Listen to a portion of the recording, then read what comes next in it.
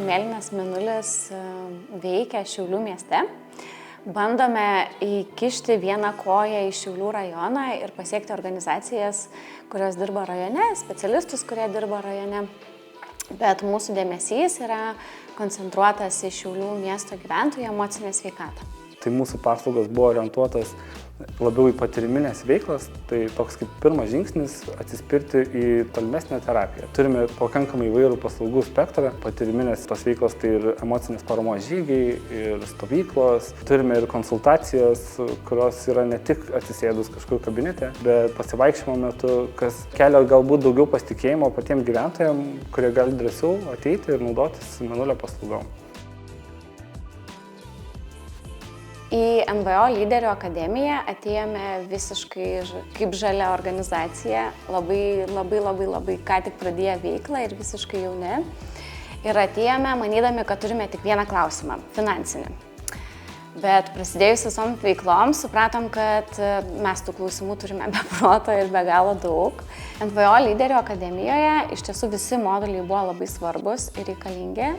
Bet pats pirmas modulis, kuris sulaužė visiškai mūsų mąstymą ir pastatė iš naujo, tai buvo strateginis organizacijos rengimo modulis, tai kuris iš tiesų parodė, kad einant į veiklą, į NVO veiklą, nepelno siekiančių organizacijų veiklą, tu negali eiti tik atvira širdimi ir su gerais norais.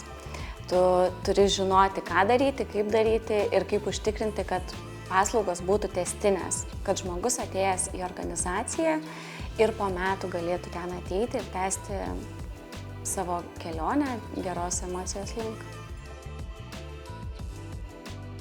Iš NVO lyderių akademijos išėjom gerokai paaugę, labiau matomi viešumoje, labiau matomi savo miesto gyventojų.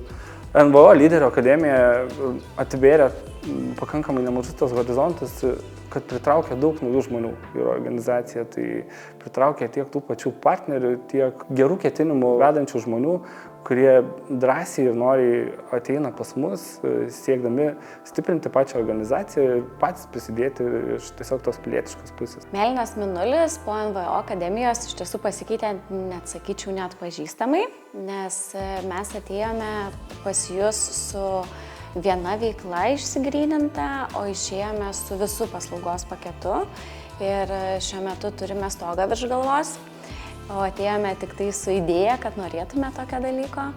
Turime daugiau nei 20 žmonių savanorių komandą, atėjome neturėdami nei vieno savanorio. Turime partnerius, kurie nuolatos prisideda, palaiko, dalyvauja kartu su mumis organizuodami veiklas. Turime net tokius partnerius, kurie skambina ir klausia, o ką jūs veiksite vasario mėnesį, gal norite kartu suorganizuoti kažką, dar nežinom ką, bet organizuojam. Tai iš tiesų išėjome labiau pasitikinti savimi, žinodami, ką veikti, ką daryti ir dėl ko mes tai darom.